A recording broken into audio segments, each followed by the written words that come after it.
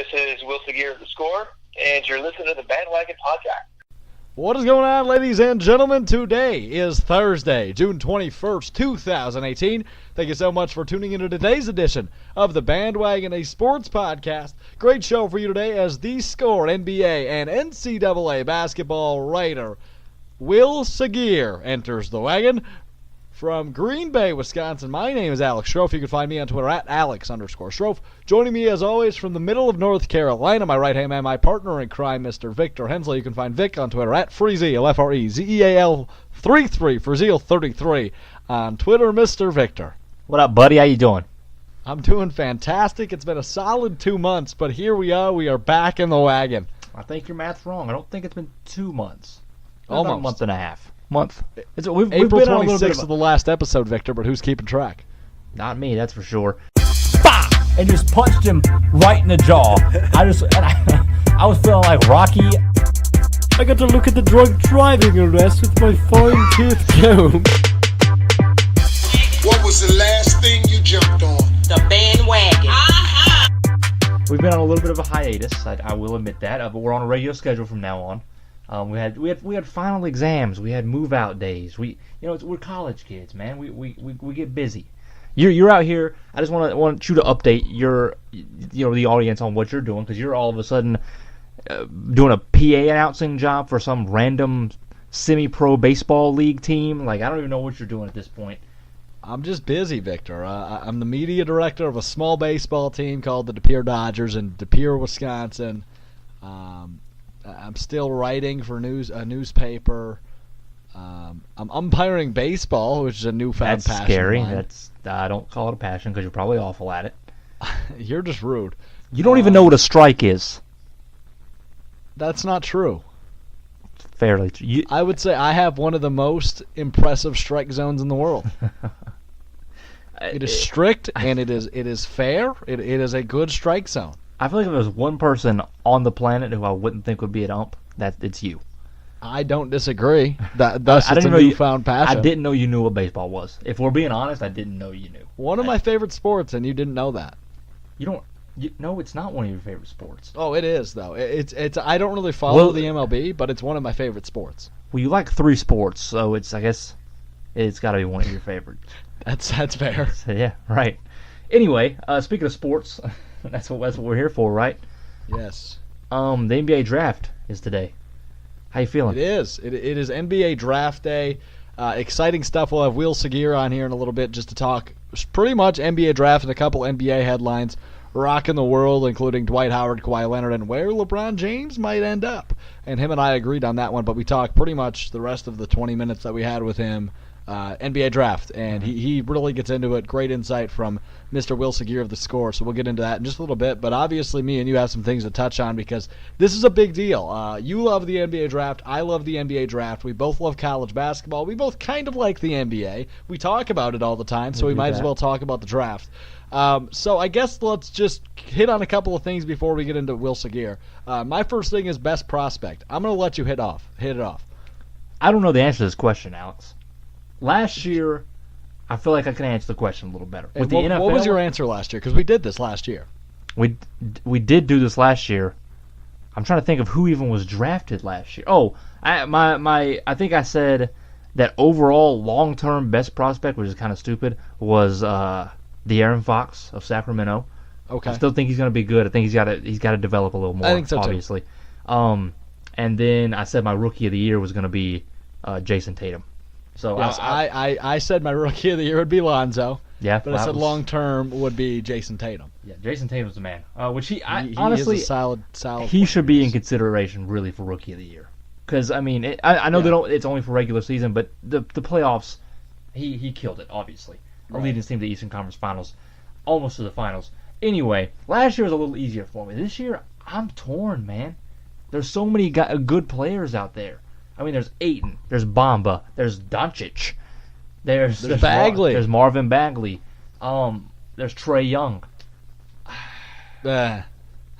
Honestly, if I could look at one guy and say they're pretty good on both ends of the floor, and I could see him being, a good solid piece for a team one day, even for a contender one day, I'm gonna have to go with Bamba.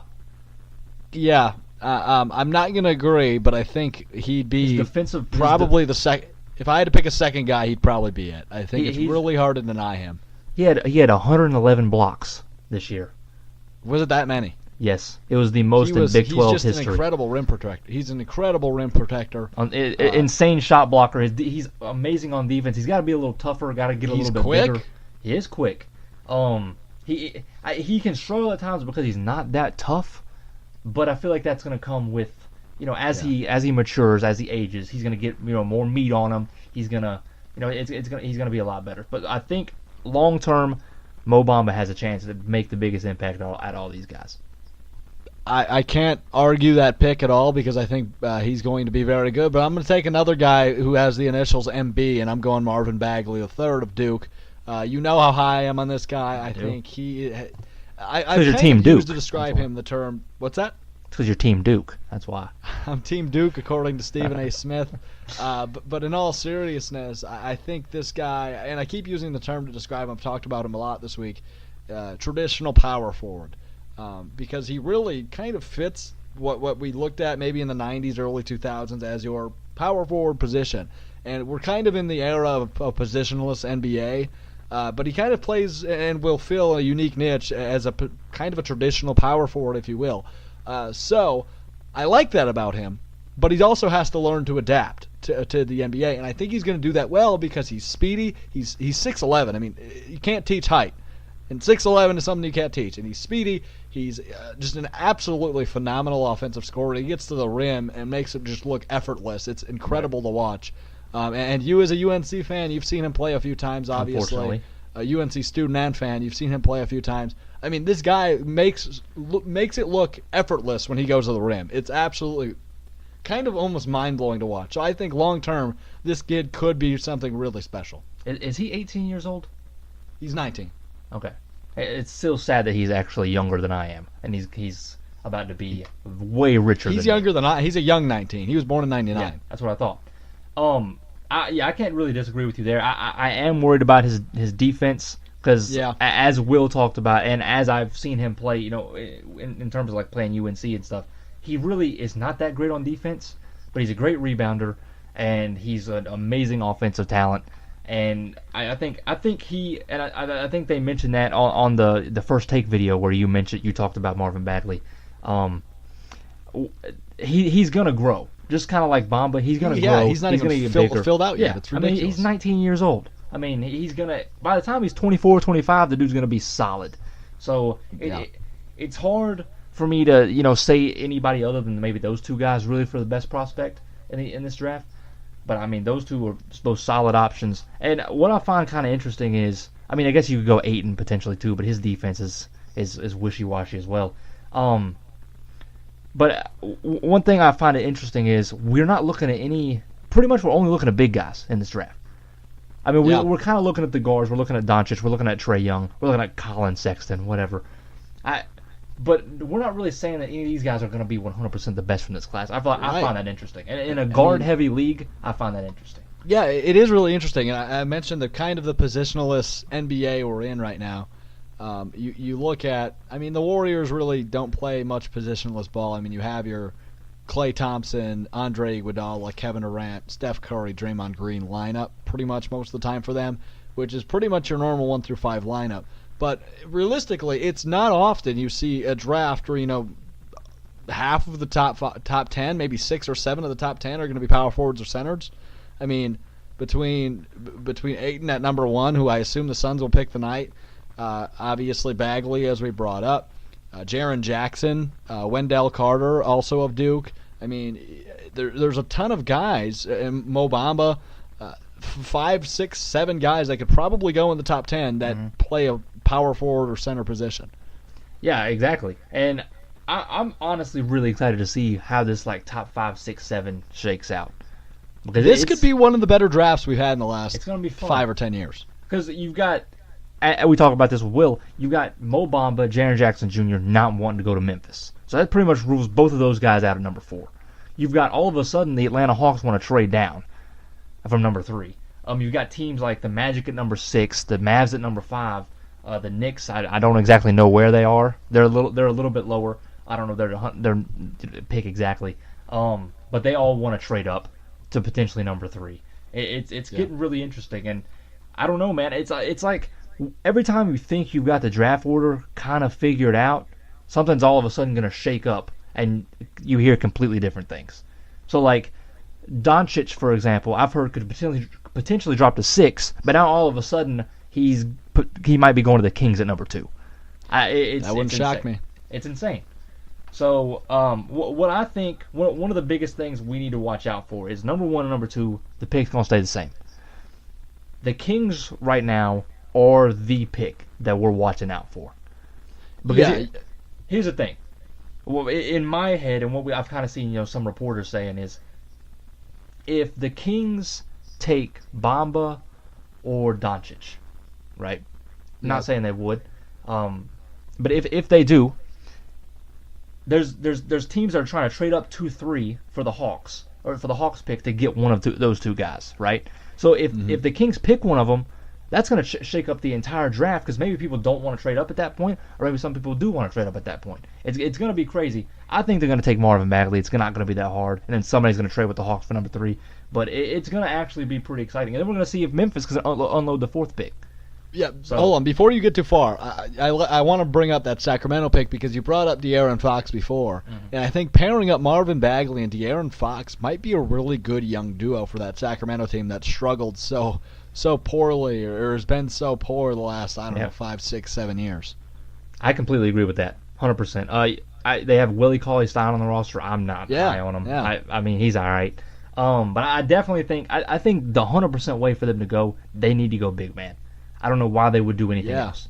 Because I think Mo Bamba's definitely an option there too. But I want to go back to what you mentioned, the 4 pick. What the hell's going on with Memphis? Why? Who was it? Mo Bamba and Jaren Jackson, if I'm not mistaken. Yeah. So those two obviously they withheld their medical records, didn't want to work out for them. The thing that I talked to you about, I believe yesterday, is when me and you were talking about this whole situation, and I was just like, the Grizzlies missed the playoffs for the first time since 2010. It's not like this is a terrible team. It's not a Cleveland Browns. They have talent on this roster. They've got veteran guys on this roster that know how to make the playoffs and win a little bit in the playoffs. Not 100%. They're not champions or anything, but they can make it to the playoffs in the Western Conference. And I'm just kind of shocked. I can see why you wouldn't want to come off the bench behind Marc Gasol, maybe from Mo Bamba or Jaren Jackson Jr., both two guys who should be starting from day one. But I just find that weird for you to go out of your way to ensure that you're not going to be picked by them. Right. I've never really liked that, but whatever. At this point, I don't even know if Memphis is going to pick there. So I don't know what Memphis is doing. I don't understand, because they're trying to give people, or essentially force people to take Chandler Parsons off their hands if they want the 4th pick. Yeah. So which that's not going to be an easy task, because nobody wants that contract. So I don't know, man. It's going to be exciting. I'm looking forward to it. I don't know.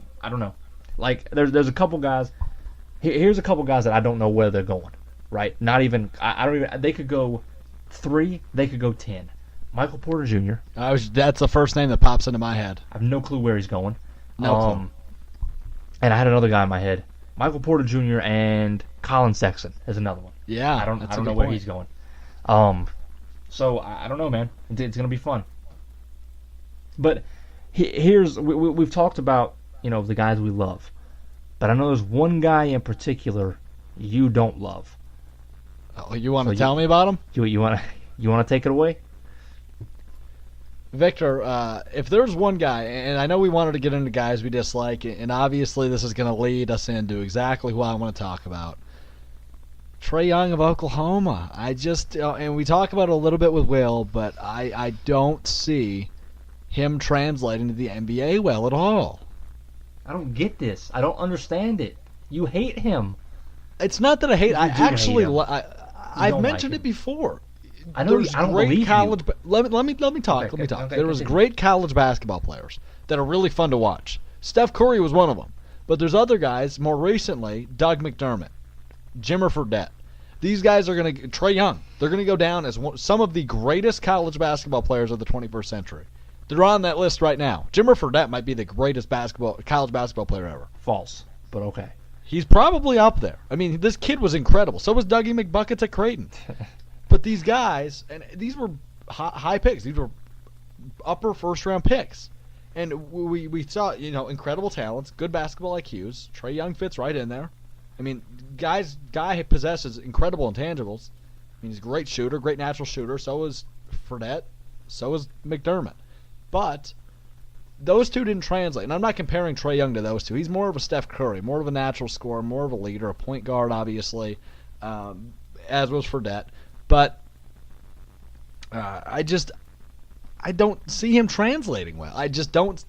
He really likes to be the hero. He was a selfish ball player. And I know he didn't have incredible teammates, but he still had Division I teammates at Oklahoma. You can't take away from that. I think another year of development wouldn't have hurted him. Obviously, wouldn't have hurt him. Excuse me, but I don't know. Obviously, that really wasn't an option for a guy that led the nation in points and assists per game. Another year of a development in college probably wasn't an ideal option for Trae Young, but it probably wouldn't have hurt him because he could use a year to mature, and he'll get that. I mean, he'll probably start, depending on where he goes.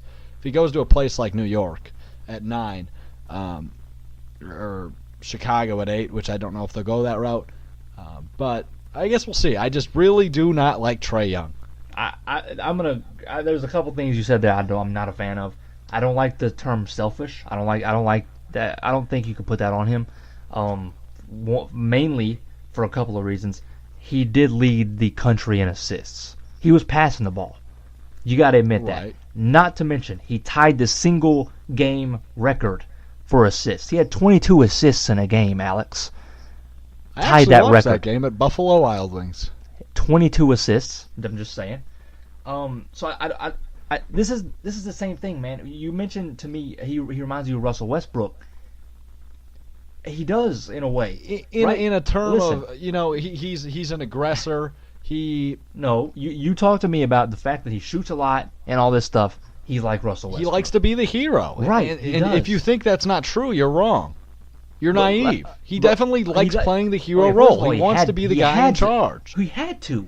Who else? Can you name another? He didn't have to. Who's the name one player on Oklahoma besides Trae Young? I can't. Exactly. No one can. The team was not good, Alex. I don't know what you wanted him to do. You're looking at Oklahoma's basketball team and saying, "Hey, there's not Division I talent on this Division I Power 5 conference basketball team that was a what were they, a 10 seed or a 7 seed in the NCAA tournament?" They made it there because of Trae Young. He played a big role, but he wasn't the only player on the court. That's exactly what you can say about LeBron James. LeBron James led his team to the NBA Finals. You, along with multiple people, talk trash about his teammates. He made it to the NBA Finals. I'm not saying Trae Young's teammates were good. I never said that. But he made it to the tournament, okay? They. Okay, but if this was the Cleveland Cavaliers, you would say LeBron James made it to the NBA Finals. I would say the Cleveland Cavaliers made it to the NBA Finals because that's exactly what they did. But you would say because of LeBron James. Yes, and the Oklahoma made it to the tournament because of Trae Young. What's your point? That's the point I'm making. Is he led a trash team to the tournament. Okay? You could probably make that case about a lot of teams. Okay, I'll let you speak. You did not let me speak. Because here's another thing, Alex. I'm going to bring back the Russell Westbrook point. Because you talked about him, he missed shots. He took a lot of shots, tries to play hero ball. Right. You're saying that's not going to translate. Russell Westbrook, it translated for him. He wasn't as big. He wasn't Trae Young in college either. Exactly. He didn't become the Russell Westbrook persona. He's more aggressive. Trae Young He's more of a competitor than Trae Young will ever dream of being. What, say that again? He is more of a competitor. He's more of an aggressor. He has the mentality that I want to kick your ass every time he has the basketball. Even in his hands. Know that's not 100%. That doesn't matter, and I know you know that 100% doesn't matter because we had a debate about Kobe and LeBron one time, right? I mentioned how I would love to have Kobe on my team because of the mentality, because of the aggressiveness. Yeah. You acted like that didn't matter as much. So don't bring it in here to this debate because you don't like Trae Young. Okay, but I'll also take LeBron over Kobe, but I'll take Russell Westbrook over Trae Young for things more than his mentality. Obviously I would take Russell Westbrook over Trae Young at this point too. Yeah. You're missing the point. The point You're is... not making a point. You're not allowing me to speak, so I can't make a point. Shut up. Thank you. Here's the bottom line, Alex, is I understand what you're saying. I get you don't think he's going to translate. You have reasons why you don't think he's going to translate. But at the end of the day, how I feel and how I see it and how other people would probably see the situation, is that you just don't like him. Stop. You don't like him. There's something about how he's covered. The fact that he plays hero ball. I don't like players that play hero ball either. So I understand that sentiment. But in my opinion, I feel like you're letting bias cloud your judgment just a little bit. This guy led in points and assists per game in the country. He had 22 assists in a game. He's quite possibly the most exciting basketball player to ever grace the NCAA courts. Okay? There's a reason people are saying he's going to go so high. There's a reason people want him on their team. So for you to act like he's going to be a bust is a little far-fetched. But people wanted Jimmer Fredette on their team. And No, not they to compare. didn't. People wanted Not Doug as much as McDermott Trae on their Young. team. No, they didn't. People wanted Dante Exum on their team. No, they people didn't. wanted Bring up guys that people actually want on. Greg Oden, Vlad Divac. I mean, people okay, wanted Vlade people on Divac their was a team that good don't player. translate well. It happens. Okay, listen. Nobody looked at Doug McDermott and said, at least I didn't, and I don't think a lot of other people did, looked at him and said, that's going to be a star in the NBA. He's Ooh, not. That's false. He didn't have the build of a star. He's awkward. He was an awkward player. You can agree He with led that. the nation in points. He was picked 11th I don't care overall. what I don't care. That's likely where Trae Young would go. But you could. The thing is with McDermott, I don't like that you compare him to McDermott just because they had the same stat. Well, that's the stat you keep bringing up. Is he led the nation in points? No, That's it's gonna the fact. It's the translate well. fact that he led it in both points and assists. It's not that he led him. He's the only player to ever do that, Alex. Only player ever. It's impressive, absolutely. So the thing is, you can say he's going to be a bust. You can have this opinion, whatever. I understand that. I have opinions on guys too, but it's the fact that 110%, your mind cannot be changed. He's a bust, in your opinion. I don't know that yet. You even said 100 times out of 100. You said this to me. I think he'll be a 100 bust over a boom. 100 times out of 100, you would say he's going to be a bust. Over a boom. So there's not even a slight chance in your mind. 100 times out of 100, Alex, there's not even a chance in your mind he could be anything more than a bust.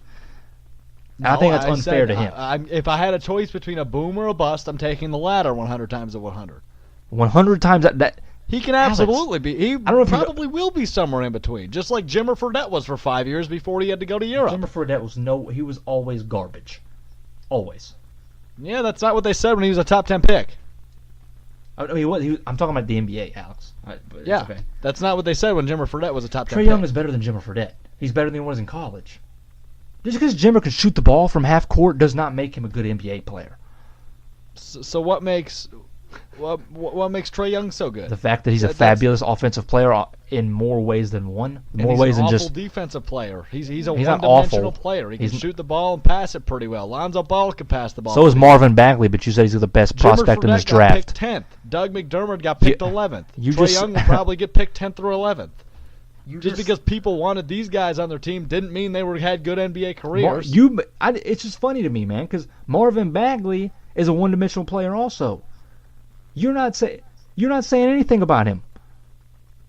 You're not saying anything about him. He can do multiple things on offense. Okay, Trae Young is not a defensive liability. That's a little far-fetched. He's not the best defender. Neither is Steph Curry. And he's the best player. He's a top 3 player in the NBA. Top 5, but yeah. Okay, it doesn't matter. Top 5, top 3, doesn't matter. He's winning titles. So, I just... Well, it's kind of hard not to when you have Klay Thompson, Kevin Durant next to you, but that's fine. I mean, okay, whatever. Don't try to discredit Steph Curry. He's got 2 MVP No, he's awards, phenomenal. so I'm not trying to discredit him. yeah, okay, anyway. So, I just don't understand it because, like I said, you're saying things about Trae Young that you like. Marvin Bagley's a one-dimensional player. That's Trae false, Young is also. by all means. It's But not. Let's not even get into that. Marvin Bagley is like. This hits close to home for me. Is like a Nikola Vucevic, right? He's a fantastic offensive player. He's going to be way better than Nikola Vucevic. Don't get me wrong, but defensively, he's just not all the way there. Same with Trae Young. Same with He's got Marvin time Bagley. to develop. So does Trae Young. I'm not saying Trae Young doesn't, but I think the thing that strikes a chord with me is just the simple fact that you say 100 times out of 100 he's going to be a bust. That doesn't mean he's going to be out of the league in 2 games. I think they're going to give him a chance. I just don't think he's going to translate. It might take 5 years for him to be out of the league.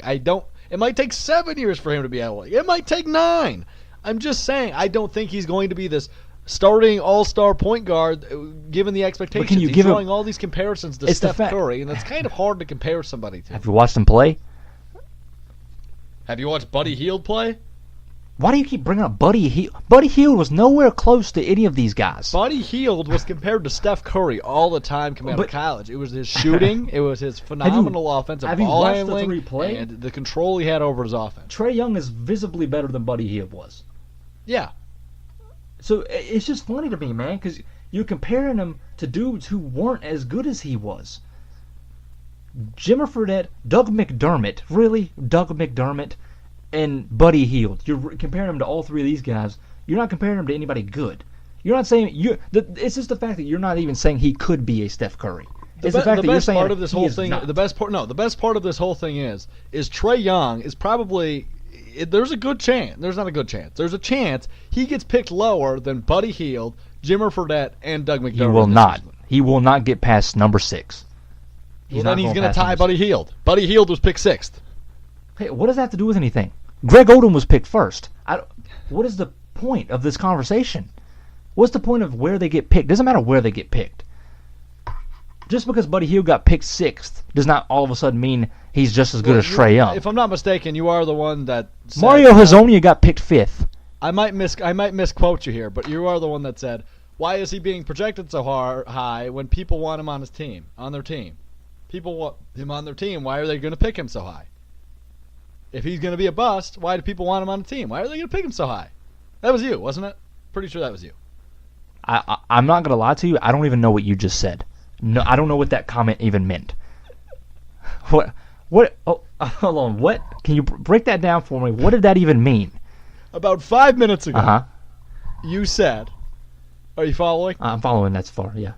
You said, if he's going to be a bust 100 times out of 100, why are people going to pick him so high? Why is he being projected so high? Why do people want him on their team so bad?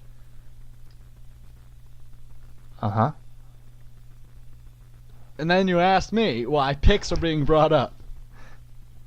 No, you're the one that brought them up. First of all, that was like 5-10 minutes ago. I don't understand what that has to do with it. Right? I'm confused. Because you just said, why are you bringing that up? I'm done with this petty conversation. Let's get to Wael Saghir of the Score. I'm going to say one more thing because this is ridiculous. Is the fact that on that subject, I know you're the host or whatever, so you act like you can cut me off whenever you want to. Yeah, that's not the fact. Wow. You said Buddy Hield was picked 6th, and therefore, since Trae Young could be picked 6th, they're equal. That's what you said. That's not what I said. That's what you meant. And that not what I meant at all. All I'm saying is that you're the one that brought up picks. Like, why is he going to get picked so high? But Buddy Hield was also picked high. Doug McDermott and Jimmer Fredette were top 11 picks. They were lottery picks. Just because you're a lottery pick does not necessarily mean anything. Is the point I'm trying to get across. Okay, I can see that. There's been bust in the lottery pick. Greg Odom. That's not at all. That was more injury than anything. That's not at all the strength of my argument. But sure, you can attack that point. That's fine. I'll give you that dub. That you can have that win. That's fine. I'm pretty sure we're arguing for the same thing at this point. I can't do this anymore. I'm bringing up one more guy because we haven't talked about a guy I don't like. We've only talked about a guy you don't like. Go ahead. All right, it's not a guy I don't like necessarily. I mentioned this to you earlier. I'm not sold on Luka Doncic, man. I know you're sold on him.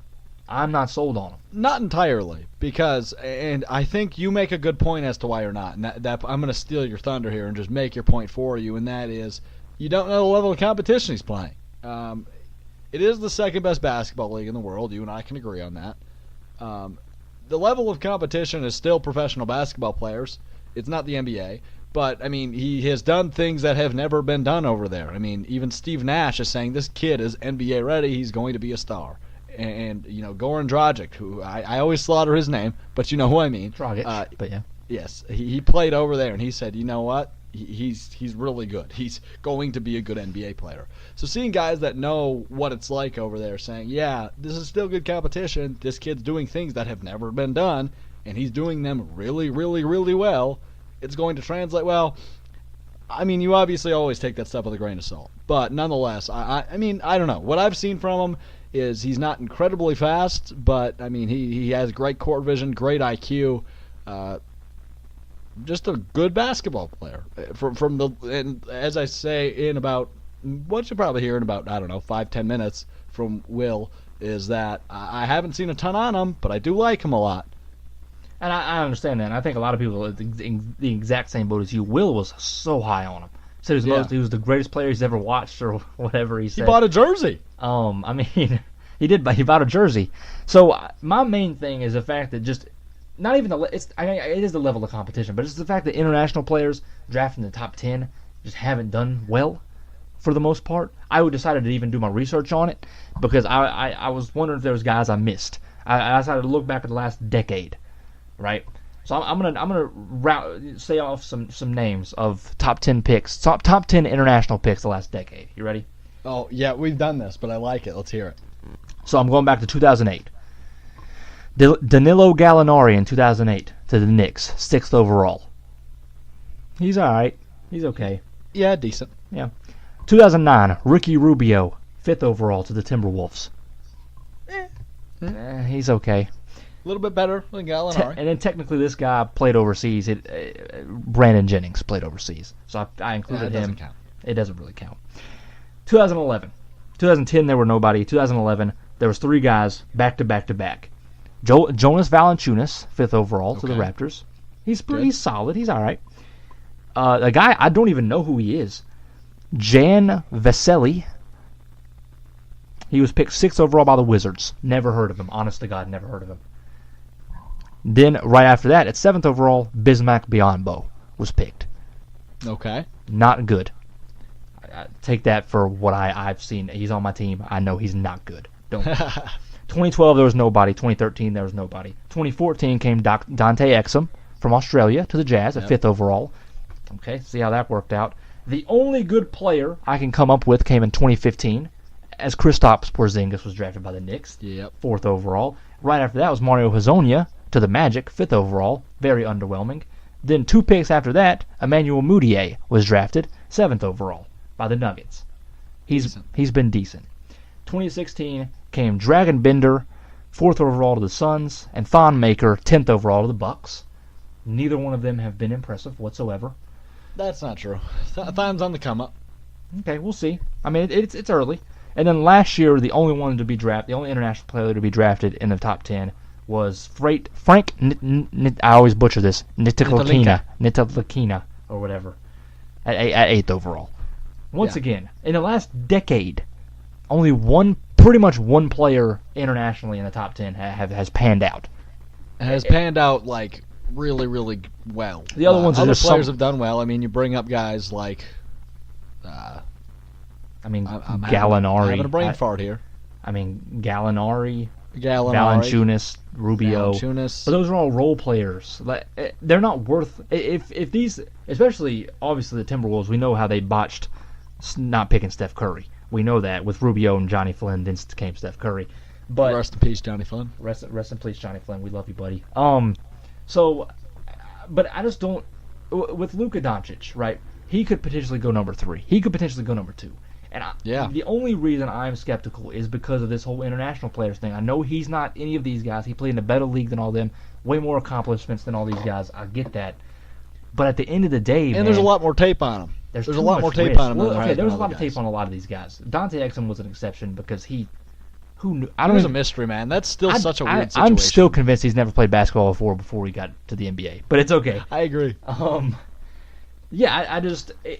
me, if I'm a GM, there's a lot of risk coming with Luka Doncic. And the thing about what I'm scared about as an Orlando Magic fan, and here's I think a very likely trade scenario, is Orlando moving up to number 3, trading number 6, the number 6 pick, and then trading a future first rounder, which is what it's been reported that they're offering the Hawks, just for Doncic. And That's so. It's risky, man. That's all I gotta say. It's risky.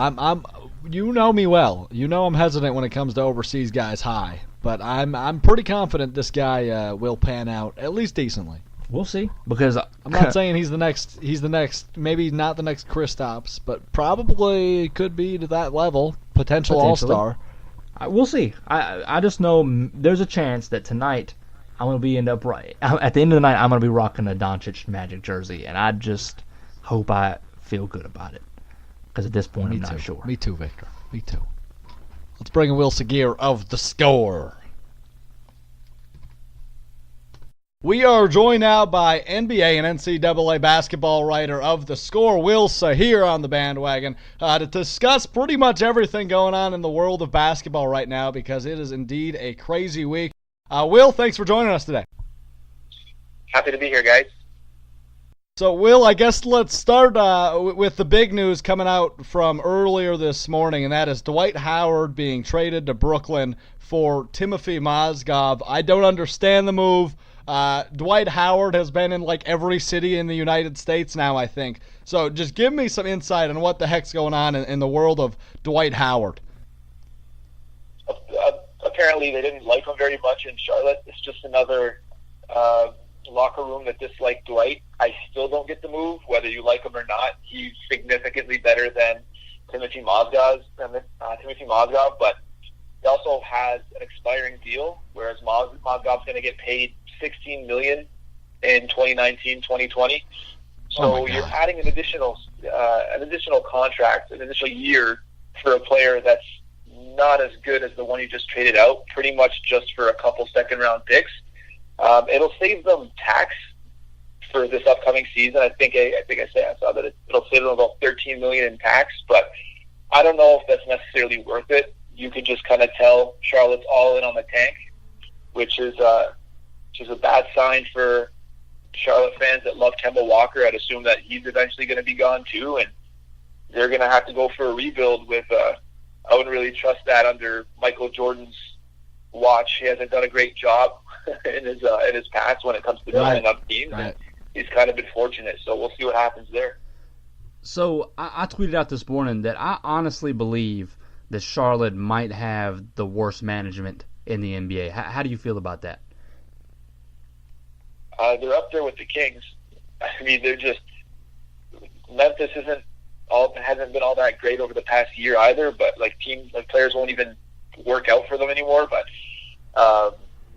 Charlotte's just a disaster, and they've spent so much money on mediocre talent, and they've done such a poor job constructing their roster. They have conflicting players.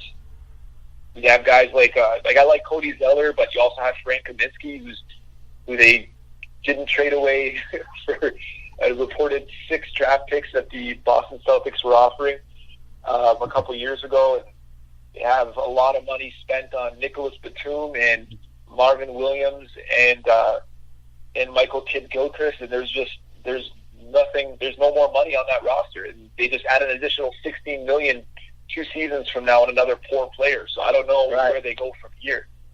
Right, and I want to touch on the fact that you brought up the Kings management too. So I believe you tweeted out yesterday that you said, and I quote, Vlade Divac sucks at his job. So I just kind of want you to elaborate on that a little bit. What does that mean for Thursday's draft? Listen, I don't know what they're ever doing in Sacramento.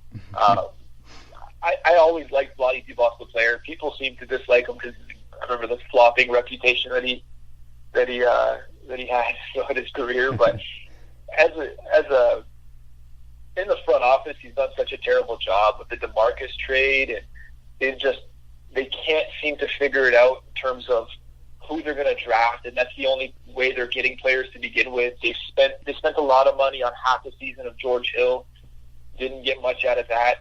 They spent a lot of money on Zach Randolph. He's 36 years old. You're giving him $12 million a year over a couple of years, and it's just weird money spent that's not getting anywhere. And I get it; it's not easy for a franchise like that who's trying to rebuild. But my concern is they're just going to mess up this draft. I don't see Marvin Bagley as an ideal fit. That's probably the direction that they go in. From the sounds of it, Jonathan Gavoni was talking about that's the likely pick, and that's kind of who they've honed in on. And, I mean, Willie Cauley-Stein is there, and I get that they're not super high on him. I understand why. He's not exactly the ideal offensive talent, and that's not what you drafted him for to begin with. But you have to build a roster that could actually be adequate enough to do something, and they just don't have that. Their leading scorer last year was Zach Randolph at 14 points. They just didn't have anybody else to do anything. And I don't know where they go from here. So I want to touch on, before we jump into full NBA draft and prospects and all that good stuff, one last thing in the NBA world, and it's such a unique situation, Will. I don't know if I've seen anything quite like it in my time watching the NBA, and that's a guy who is as good as Kawhi Leonard is, like the second, third, fourth best player in the world right now, saying, I want out of here, A, and B, I'm telling everybody where I'm going, whether it's this year or in 2019, I'm signing in LA, and I want out of San Antonio. What the hell is going on with Kawhi Leonard? The weird thing about that is that it's Kawhi Leonard of all people. This is why he doesn't say anything. He doesn't Exactly. Right? So I don't really understand it either, to be honest with you. It's a confusing situation, and on top of it being weird that it's Kawhi Leonard, it's also weird that it's happening to the Spurs, of all teams. This is supposed to be the franchise that everybody should want to play for. Exactly. But they didn't handle it correctly either, right? They had their own flaws, and they didn't seem to take very good care of Kawhi. And if he said he didn't feel comfortable playing, they should have left the guy alone. You had Tony Parker coming out and saying his injury was 100 times worse than Kawhi's. You don't say that kind of stuff. That's not going to make that player happy, So the situation itself is extremely confusing. But yeah, he seems to have made it clear that he wants to go to LA. I'm assuming that it has some influence from his uncle. But man, it's such a weird one. Isn't it? And real quick, I kind of want to touch on the fact that, the whole LeBron decision thing and all this stuff, we're probably going to get in that a little later towards the end of the interview. Yeah. But, does the Kawhi, wherever Kawhi ends up, does that not kind of change the entire, scope of the offseason? In what sense? In the fact that maybe like some of these teams, like maybe Boston or LeBron choosing where he wants to go, maybe it could determine what they do in terms of actual free agency when it comes around on July 1st, depending on when Kawhi gets traded. For sure, most definitely, especially when Kawhi just destroyed his own value, and it hurts the Spurs more than it does Kawhi. They have to trade him to the Lakers if they want any good pieces, but the Lakers could sit there and say, maybe we don't want to give up Brandon Ingram. Maybe we don't want to lose Lonzo Ball in this scenario. Maybe we can keep these guys. We can go ahead and add Paul George and LeBron if they're there and they're willing, and then we can worry about Kawhi later because he's going to want to come here anyway, and he can just put the pieces together later on. So now the Lakers aren't in any rush because you're like, we'll get this guy anyways if we want to.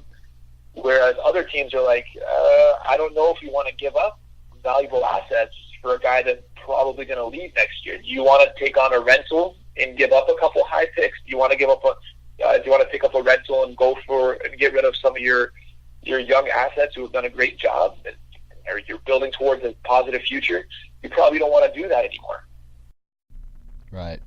So let's dive into the NBA draft and get away from the weird world that is the NBA already. I mean, this offseason does not sleep, apparently. So I guess let's just start in order, maybe. The Phoenix Suns, it seems like a surefire number one pick. They're staying in state with the Arizona center, DeAndre Ayton. What do you think about him? I mean, that FBI scandal got swept under the rug at this point, it seems like. But nonetheless, Ayton, a 7'1" prospect, seems like a fitting pick at number one. Well, what are your thoughts on Ayton? I'm really high on Ayton. I do think he's a terrific basketball player with a high ceiling. I have some concerns as well. His defensive potential doesn't seem to be as high as some of the other prospects. He's just a terrific offensive force. He's a monster, and not a lot of people are going to be able to stop him around the bucket. He's got soft hands. He's a good rim runner. He runs well in transition when he wants to. He's got a good post game, and he's a really, really good rebounder. Next to a guy like Devin Booker, that could be a scary tandem for a long time, and I understand why Phoenix would be looking at somebody like that. You haven't had a big man like that since Amari Stoudemire, so why not go for it?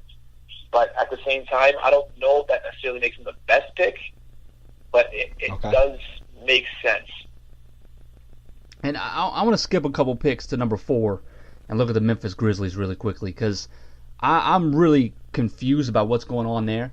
Both Jaren Jackson Jr. and Mo Bamba have pretty much refused to give them medical records and pretty much said they don't want to play there. So what's going on in Memphis, and why would these prospects not want to play there? And what does this have to do with maybe them potentially trading the number 4 pick at this point? Players don't like the situation in Memphis right now. Agents don't like the situation in Memphis. They don't see much room to grow, and they find that the Grizzlies are at a point where they want to make the playoffs, but they don't have the talent to make it. And if you're a big man in this draft, and you're going to be drafted by the Grizzlies, you know you're going to come off the bench, and you're not going to develop immediately. You can try to work under a player like Marc Gasol, but Marc Gasol's proven to be a difficult guy to begin with. He's been the guy that everybody pointed the finger at when David Fizdale got fired, and Fizdale's a super likable coach for a lot of players. So the situation in Memphis is just too scrambled right now, and I can kind of see why agents are telling them, we have no interest in trying to come here, so don't bother drafting us. It's unfortunate for them, because I don't know who you end up settling on. It would have to be Luka if he drops there. Luka Doncic will have to drop there for them to get somebody that they could actually use and they could actually start and would make a difference. But if they picked up a guy like Mo Bamba, he's coming off the bench for them. If they picked up a guy like Jaren Jackson, he's probably coming off the bench for them as well. So odds are, if it's not Luka Doncic, they got to push to trade that pick. Yeah, my next question was, I have 2 prospects that I really need to bring up, because there's one I don't know a whole lot about and I like him, and there's one I know a lot about and I don't like him. So we'll start with the first one I mentioned, and you already brought him up, Luka Doncic. He's overseas winning championships 2 days before he's getting drafted.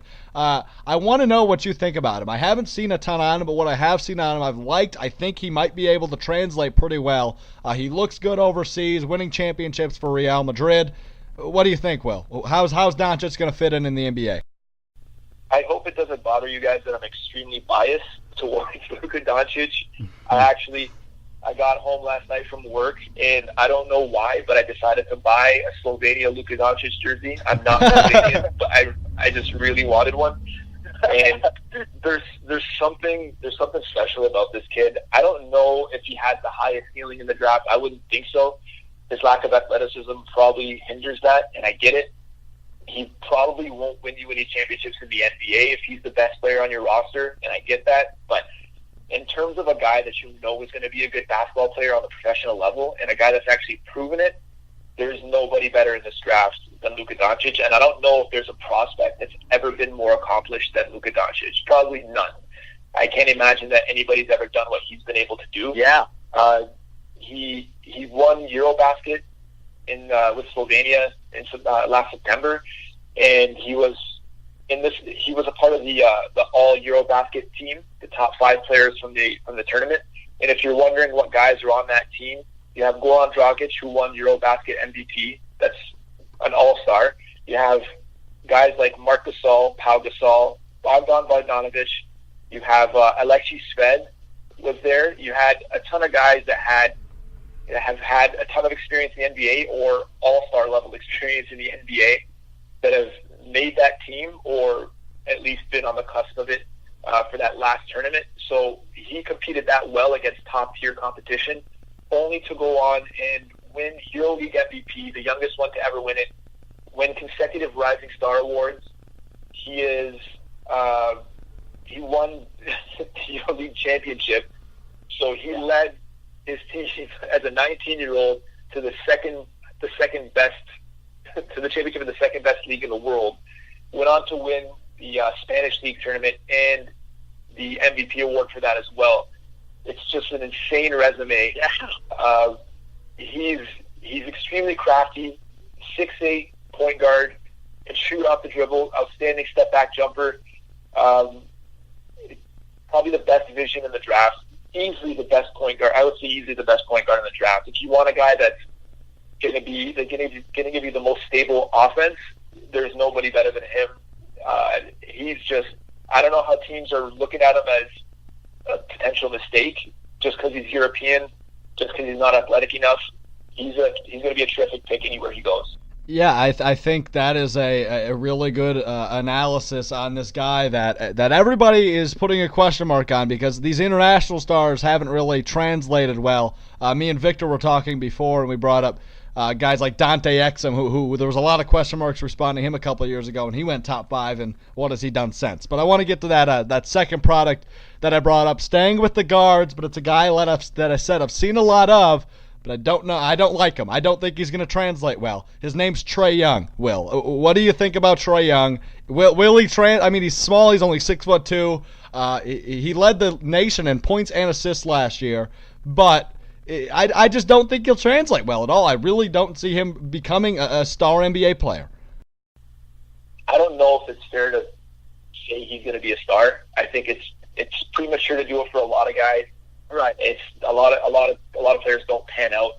So I do think he'll translate though. My thing with Trae Young is at the end of the day, he's got elite shooting, and now he's in the NBA. He played with some bad players in Oklahoma. That wasn't a very good team. The fact that he still managed to do what he did, the first half of the season was just outstanding. He might have been the funnest player I've ever watched in my entire life. It was extremely exciting that first half of the year, and then it just wasn't anymore. As soon as teams figured it out, as soon as teams said, maybe we don't care about the rest of the Oklahoma roster anymore, let's just double team and triple team Trae Young all season. And it worked because he didn't have much help, and his shooting percentage just got destroyed. He went from shooting 40+% from 3 all year long, and he finished off shooting like 29% the second half of the year. He wasn't very good. But that's not entirely on him. He can't be the best player on a team in the NBA. In that sense, he's not like Steph Curry. But at the same time, his outstanding shooting ability, he's going to be able to hit 35-footers in the NBA. And he still has terrific vision, and he's still a pretty good ball handler. It's just I don't know if he'll be able to get to the rim the same way that Steph does. But he'll be okay. I don't know if he'll be a star. But I mean, I could see why he would drop in the draft, but I could also see why a team would take the risk and say maybe he becomes that next guy. He'll be a lot of fun, I think, on the next level, though. And you've mentioned, you like watching Trae Young. You love watching Luka Doncic. I just kind of want to know, who do you believe, there's guys you love watching, but then there's guys who are going to be the best players from this draft. Who is the guy that is going to be the best player from this draft, 5-10 years down the road? If I was to take the safe pick, I would say Luka Doncic. Luka's just, he's too experienced. If you were going to go on a guy with the least amount of flaws, that's probably the guy that you go with. He's not raw like a lot of the other guys. Like DeAndre Ayton's a big guy, but he's also a center, and the center position's kind of going away. And if you're not a good defender as a center and you can't switch, you're not going to be a good at defending guards. In today's positionless NBA, you're probably going to be unplayable in certain scenarios. And I don't think there's a scenario where Doncic is necessarily unplayable. Even if he's not a terrific defender, you could still use a big-bodied guard that has outstanding vision and can shoot the three. But I would say the highest ceiling in the draft, in my personal opinion, would go to Mo Bamba. And some of the things that he's capable of doing, 7'10" wingspan, insanely fast. I think it was his 40 was faster than John Wall and Russell Westbrook. So wow, you can imagine how quick those strides are. And for a kid to be that long, that athletic, and already showing that he's capable of shooting the three, and he's going to be one of the best rim protectors, if not the best rim protector in the NBA. I would say the highest ceiling. So 5 to 10 years from now, Mo Bamba might be the best guy from this draft. I want to go to the opposite side now. Give me a lottery pick, somebody that's a potential lottery pick that you think might not, I guess we've used the word translate well, or might just be kind of a boomer bust product that you think will be the latter, somebody that won't be around in 5, 6, 7 years. There's a couple options for that.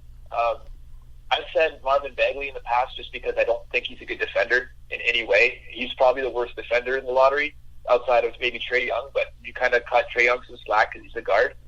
If you're 7 feet tall and you can't protect the rim and you can't switch out on guards, I have no use for you. That's kind of the way that I view today's modern ball. He's an outstanding offensive talent, but if he's not going to provide excellent shooting, and he shot 40% from three last year, that doesn't mean so much on the college level. If you're shooting 60% from the free throw line, that tends to translate more so than what you could do from the three-point line. You got to be a good free throw shooter to prove that you could be a good shooter. And that's how a lot of scouts perceive it. And Marvin Bagley wasn't a very good free throw shooter. He has a nice touch on his jump shot. It's not to say that he can't ever shoot, but is he going to be able to stretch out to the three-point line? I don't know. He could, but it's hard to imagine that he becomes a consistent threat from there. He's a great offensive talent. Like I said, he's terrific around the bucket. Good finisher, good ball handler. He could finish. He could drive past other bigs, but if he can't defend for me, I don't know if I have any use for him. Another one though is Jaren Jackson, just because he's so raw and so unknown.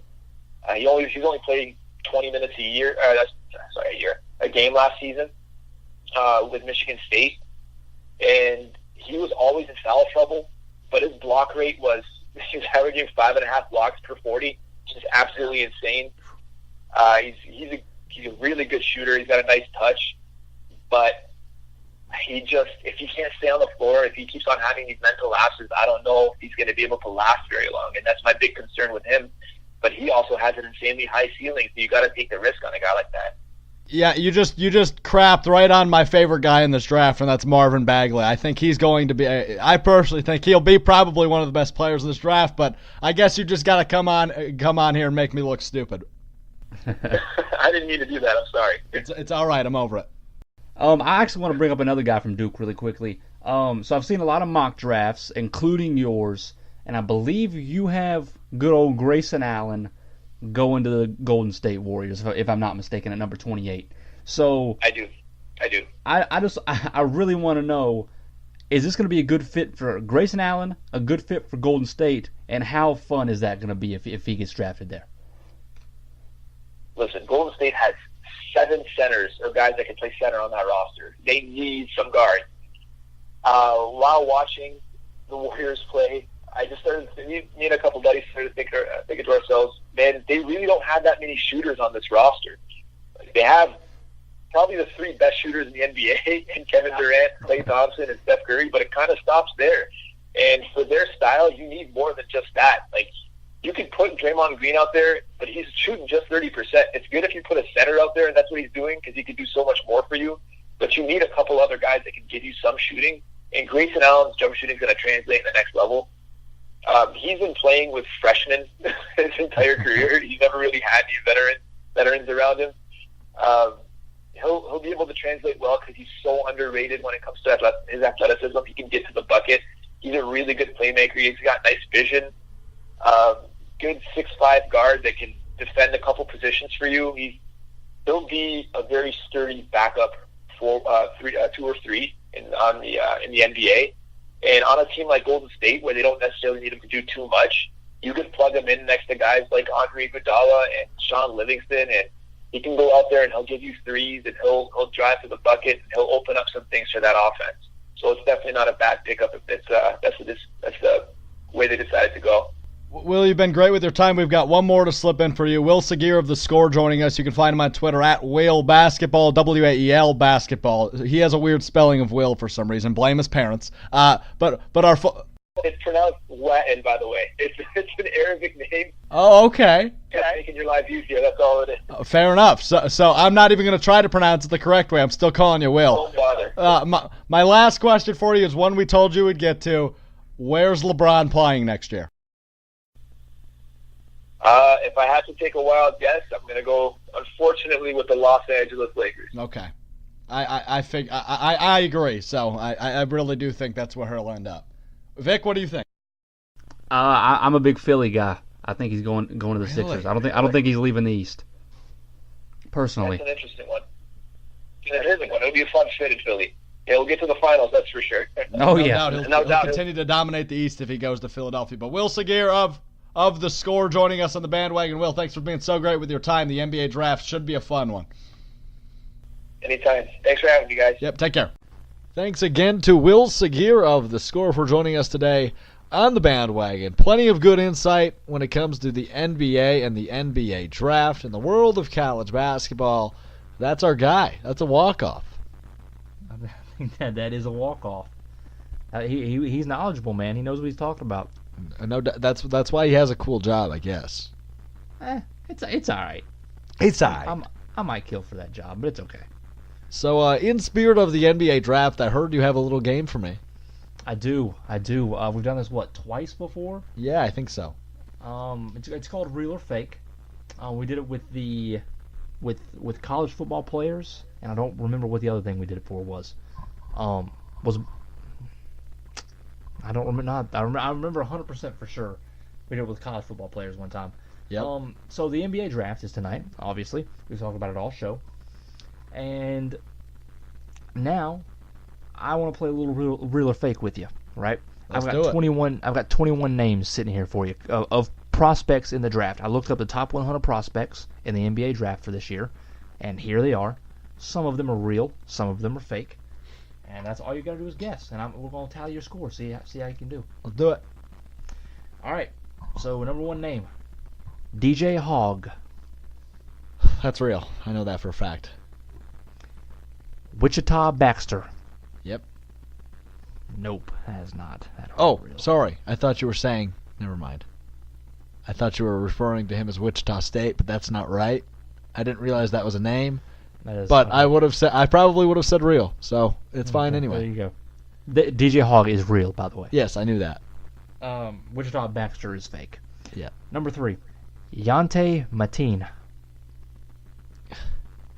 I feel like you didn't really know how to say that, so it has to be real. It is real. I think it's actually Yante Matten, but I don't know. Brandon Sigby.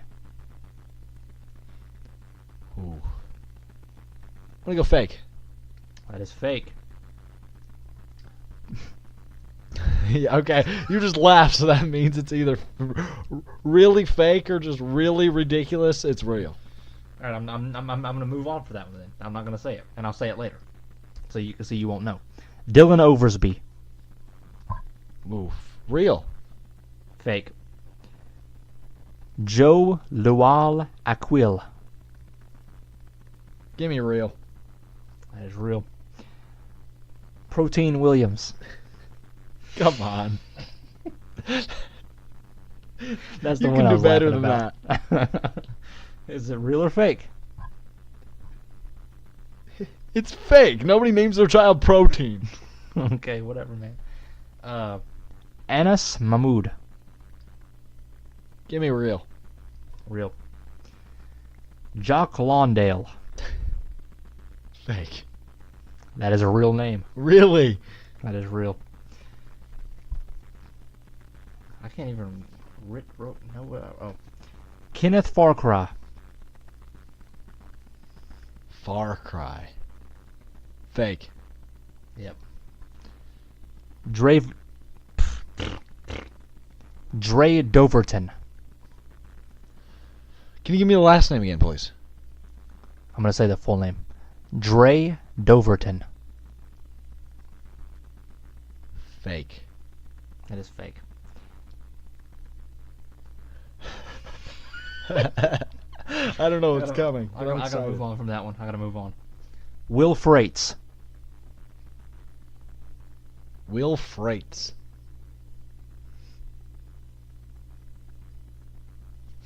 Fake. Yep. To me, it sounds like a white guy to Creighton, but or BYU. JP Makura. That's real. That is real. Lonnie Walker. That's real. That is real. Boss Tons. That's fake. That is fake. Shim Sky. That's fake. That is fake. Holder. That's fake. No, it's real. That is real. Nope, you said fake first. No, I remember seeing that name. Yeah, Holder. Tim Jeans. Fake. Yep, that's fake. You can do better than this. Tim Jeans? It's very late at night. Oh, okay. Pro Anthony Briggs. That's real. That is fake. Unsafe Subaru. That's fake as hell.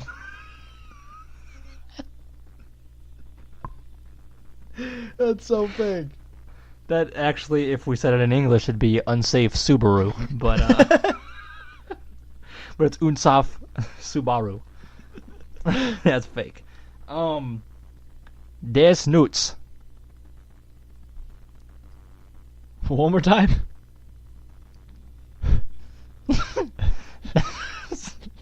How fake is his name? It's not. Oh, sorry. Des Nuts. Well, now I know it's real, so Is it real or fake? it's real. It's fake because it's actually D's nuts. If you said it with an accent. That's it. That's all of them. Actually, How'd I you got do? that one wrong. I don't know why. I was just. Here's the thing. I started putting check marks next to all of them. So hold on, I gotta remember all the ones you got wrong. This is unbelievable. Okay. I think you got that one. Okay. So you got 1, 2, 3, 4, 5, 6, 7, 8, 9, 10, 11, 12, 13, 14. 14 out of 21. That's not too bad. That's not bad. That's 66%. Quick See- numbers. see- I'm a numbers guy. That was not. Is that really 66%? 14 to 21. I'm gonna have to do it. That's 2 of 3. Oh. I don't know. I still wouldn't know that, but okay. Divide 14 and 21 by 7, Vic. I don't, dude. I don't know math. I don't do that kind of stuff, man. I'm sorry to hear that. Anyway, uh-oh. I might as well turn it up a little bit. It is, as you should. You know what time that is. I do know what time it is. Victor, I'm going to lead off here. I'm going to hit a walk-off lead-off home run. Okay, let's hear So it. I see you, and this is bad radio for all you folks as you're listening via audio. I see you rocking a Ravens jersey, Mr. Victor. Actually, it's jersey. Whose but jersey is that? It is Ed Reed, greatest safety of all time. Funny. accurate. That said, I have a soapbox, and I'm going to use an acronym. It is FFF. Fantasy football fiends. And not quite. So it makes me angry when these fans stay loyal to a player. And then all of a sudden the draft rolls around, and here we are, fittingly enough, on NBA draft day, and this team will draft this player. And all of a sudden it's, ooh, what's coming next? The Packer fans did it back in the day. They drafted Aaron Rodgers, and they said, ooh, after Favre, we're going to be looking good, right? Okay, and are you faulting them for that? Continue, sorry. Let me talk. Let me quote you, Victor. Let me talk. You're not letting me speak. Let me talk. Sorry.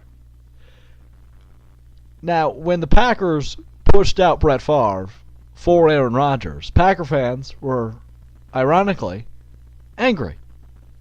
After they were pleased, they drafted Aaron Rodgers 5 years prior. Not quite 5 years, about 3 years prior, excuse me.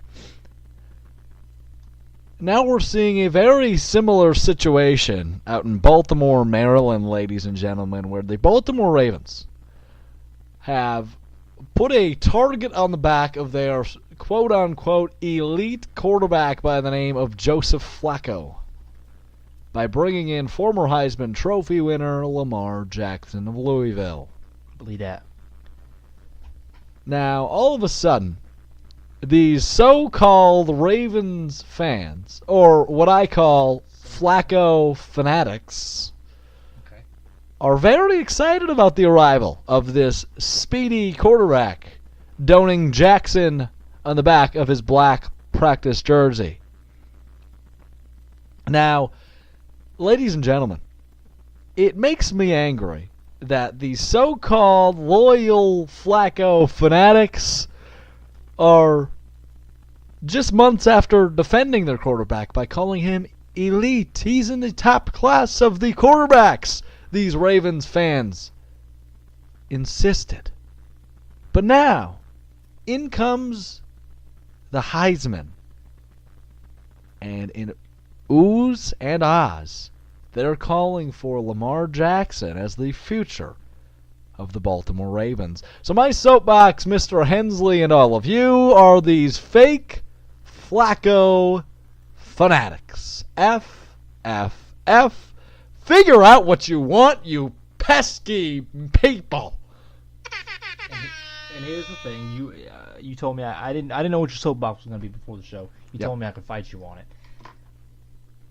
I'm gonna say that was obviously a shot at me. A little bit. I respect that. I do want you to know, first and foremost, I was never a Flacco fanatic. That is false. I've never once in my life proclaimed myself as a Flacco fanatic. Okay, so I just want you to know that. Yep. So when you say fake Flacco fanatics, I am not a part of that category because I am not a Flacco fanatic, nor have I ever been a Flacco fanatic. That's a lie. Let me talk. So I've never been. Anybody that knows me will know I've never been obsessed with Joe Flacco. I've never been a fanatic of Joe Flacco. I don't have a jersey of Joe Flacco. I don't have a jersey of Joe Flacco. I've never had a wallpaper of Joe Flacco.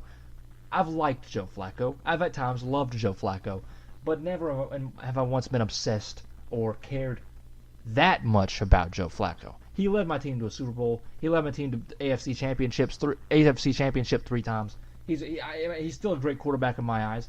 Has he played like it in recent years? No, not particularly. But here's the thing, Alex. There's a couple reasons why I, first and foremost, am very excited about the drafting of Lamar Jackson. Number one is that this year, Joe Flacco is going to start. Next year, he's probably not.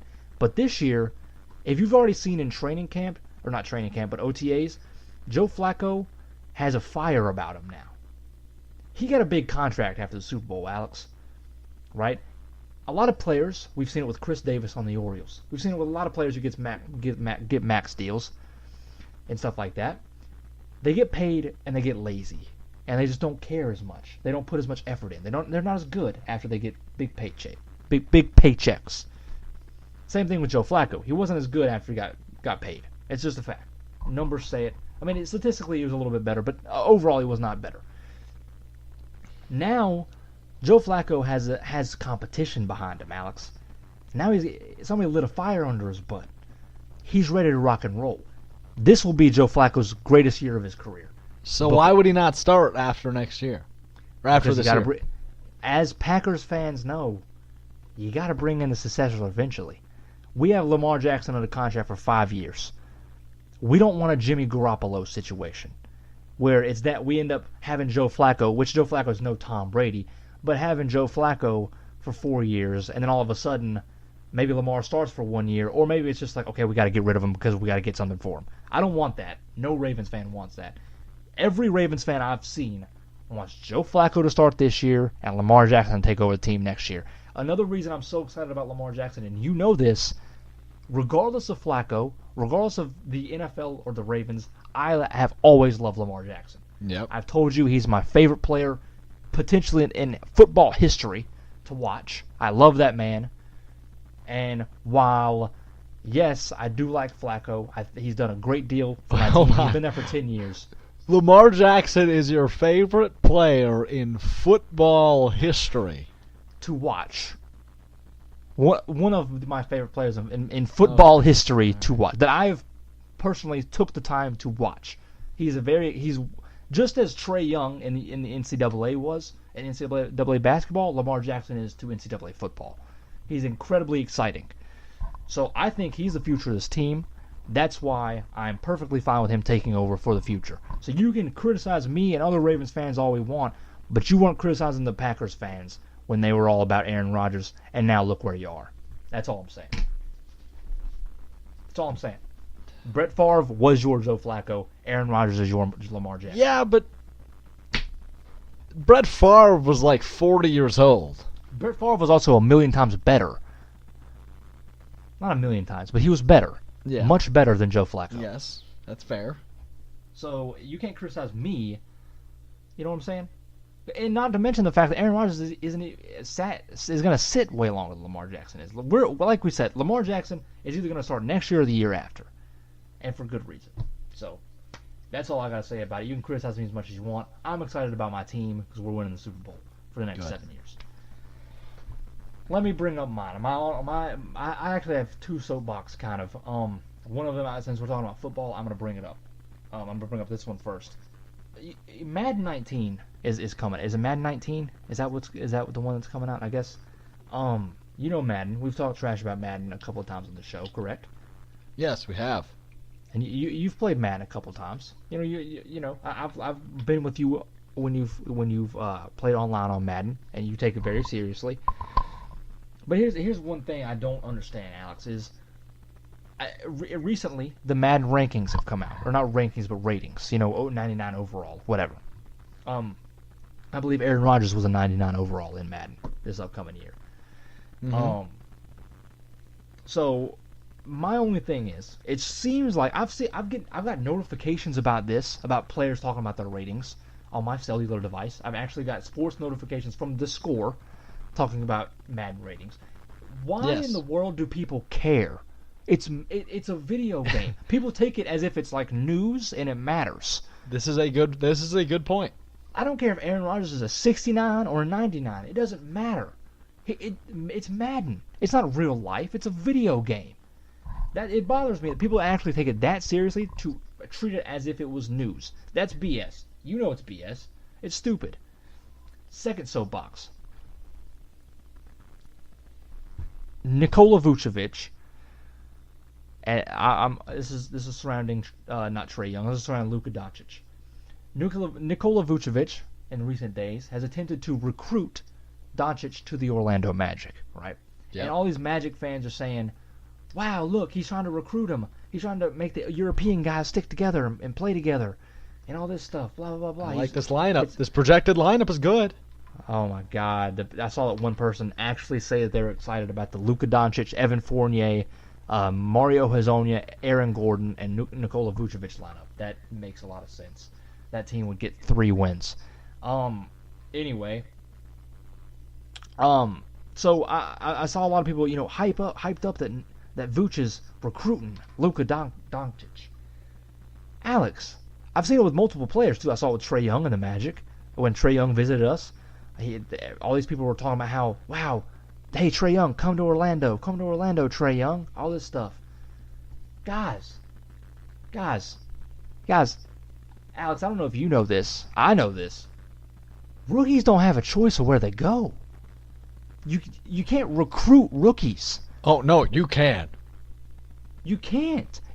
Players, I don't care how much a player loves I don't care how much Doncic loves Nikola Vucevic on the Orlando Magic. That does not mean he's going to get picked to go there. So all these people are talking about, hey, they're like at Trae Young, say at Trae Young on Twitter, please come to Orlando. Yo, what is that? He doesn't have the choice. He does not hit his decision. So guys, please stop. Everybody of every fan base ever, it's ridiculous. Rookies don't have a choice. If he's a free agent, if he's Kawhi Leonard, recruit him all you want. You can't recruit a rookie. That's just plain and simple. That's a good point. No, I didn't know that. I got a third soapbox real quick. Carolina baseball did it to me again, Alex. They did it to me again. We're up 6-3 in the top of the 8th inning in the College World Series against Oregon State. We lost 11-6. We lost to 11-6. We were up 6-3, Alex. 6-3. Oh, we lost 11-6. They scored 8 runs in the last 2 innings. Are you kidding me? 8. 8 of them. Oh my gosh. Done. I'm stepping down. It's ridiculous. Carolina baseball, you did it to me again. Thanks. 2 years in a row. Appreciate it. Whew. I'm heated. You're heated? I'm sorry. Rest in peace to the Tar Heels. Rest in peace. Till next year. Till next year, I guess. And you know what? They will be back. Probably, and then they'll just do the same darn thing again. Victor, why don't you lead us off with our final segment of the night? It's been a long time since we've done one of these. It has. And actually, unfortunately, you stole my thunder on one of my bandwagons.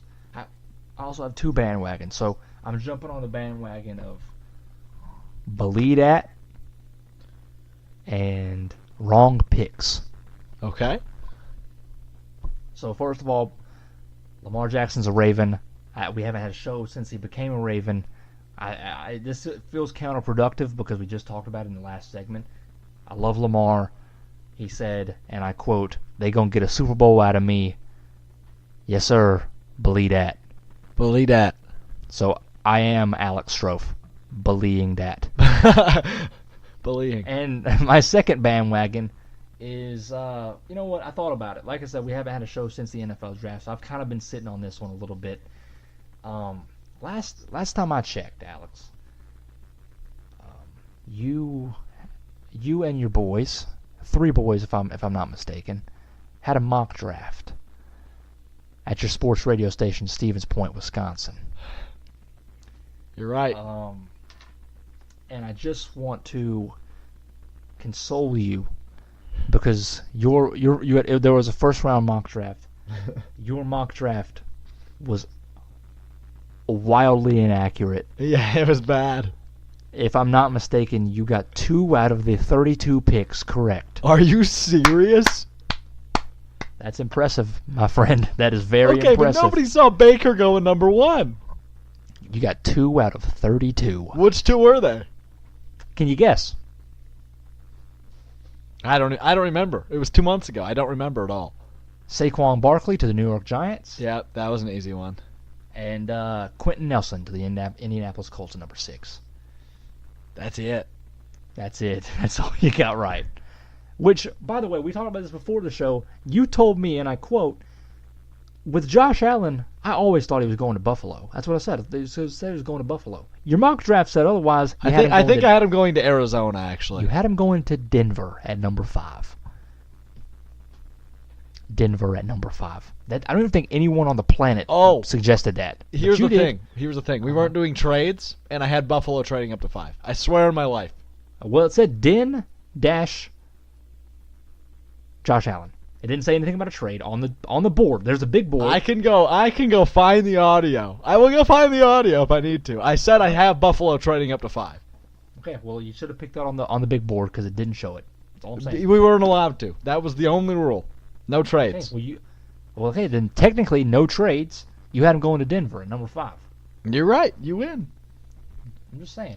So there you go. I'm jumping on the bandwagon of wrong picks. I've been squatting on that for a little bit. So good job, Alex. 2 out of 32 ain't bad. What's the math on that? Give me that fast. I don't want to talk about it. That's the math on that. Probably. Let me do some quick math here. Like 6%. You know what? I'll whip out my calculator. It'd be 1 divided by 16. It is 6.25%. Look at me. Look at you. All right, let's do this. We're going to walk off because we're talking baseball. But we're not talking baseball players or really baseball teams. We're talking baseball mascots, my friend. Baseball mascots, pretty well known for the ones that have them. You have Bernie Brewer. You have whatever the Boston Red Sox mascot is. I don't even know what that thing is, but you know what it looks like. The Green Monster, isn't it? I don't know. Yes, it is the Green Monster indeed. But speaking of green, there's another mascot that most of you know, and it's the Philly Fanatic of the Philadelphia Phillies. Fittingly enough, it's called the Philly Fanatic. Now, the Philly Fanatic actually made headlines on Wednesday night when it launched a hot dog, Monday night, when it launched a hot dog into the face of Kathy McVeigh. Now, the Philly Fanatic goes on a cart at some point in the game and has a hot dog gun, right? It just shoots guns not gun. It does not shoot guns. It shoots hot dog. It is a gun that shoots hot dogs into the stands, and the hot dogs are wrapped in duct tape so they don't disintegrate upon launch. So, one of the hot dogs that the Philly Fanatic shot out on Monday night was shot in Kathy McVeigh's direction, who is awaiting shoulder surgery, so could not deflect the hot dog wrapped in duct tape, which then hit her in the face, leaving a bruise under her eye and some marks around her nose. She has a small hematoma, if I'm pronouncing that correctly, in her eye, and basically it has to go down the side of her face. So she says it's only going to get worse over time. She said it gave her and everybody a good laugh, and she's not going to press charges against the Philly fanatic, and he is indeed a maniac. So there's that, folks. So I am jumping on the bandwagon of a good laugh to go along with sausage-related injuries. Would you press charges if you were her? I don't know if you'd win, because but you'd make headlines. right. Well, she's making headlines for not pressing charges. Technically, I feel like you would win. How would No, you know? because on your ticket for all baseball games it says attendee assumes all risks. So bats, balls, hot dogs. But I think that's different because it's shooting. You're shooting it at the crowd. Like that's the point of it. I don't know. I'd like to get a lawyer in here and check that out. Is there a sports lawyer we can have? Maybe we can We'll look into it for next week. Okay, sounds good. Well, for Victor Hensley, for Wael Saghir, and for myself, Alex Strofe, it has been a pleasure to be back. We'll talk to you next week when we have a couple of new guests come on and enter the wagon. For Victor, for Will, I am Alex. Ladies and gentlemen, until next time. Good night, my friends.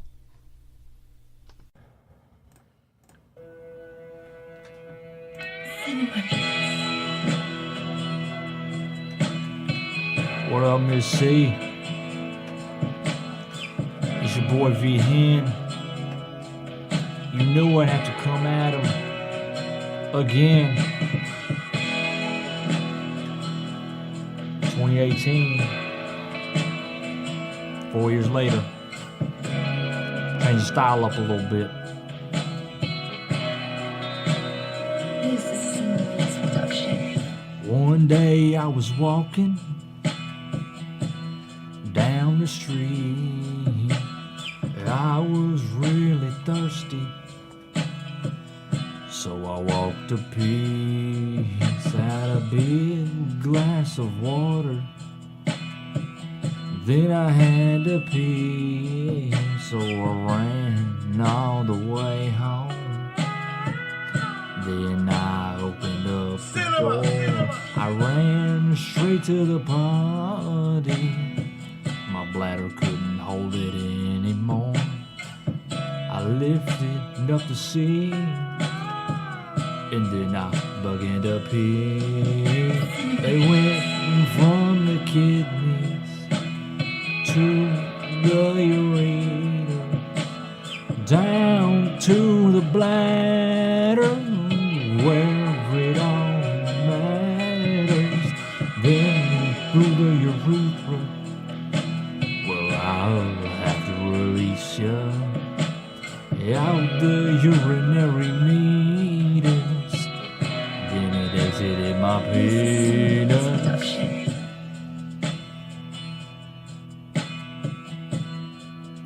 Then it exited my penis.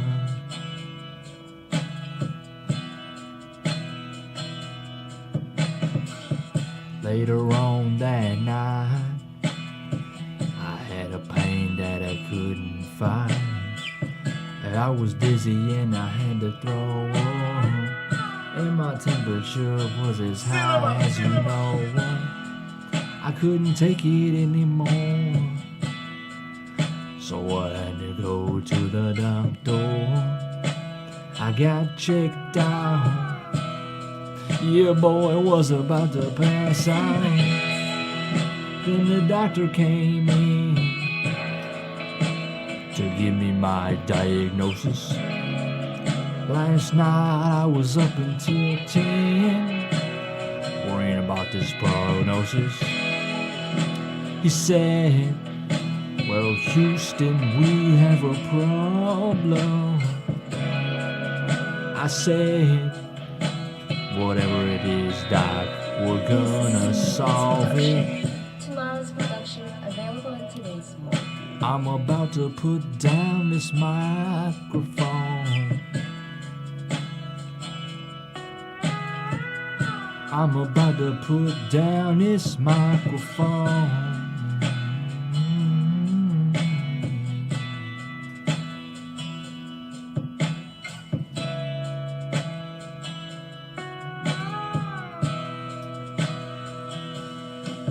It was a kidney stone.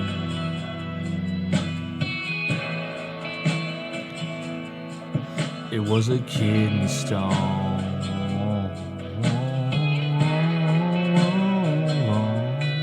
It was a kidney stone.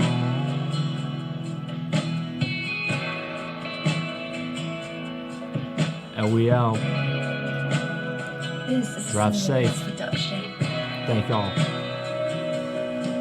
It was a kidney.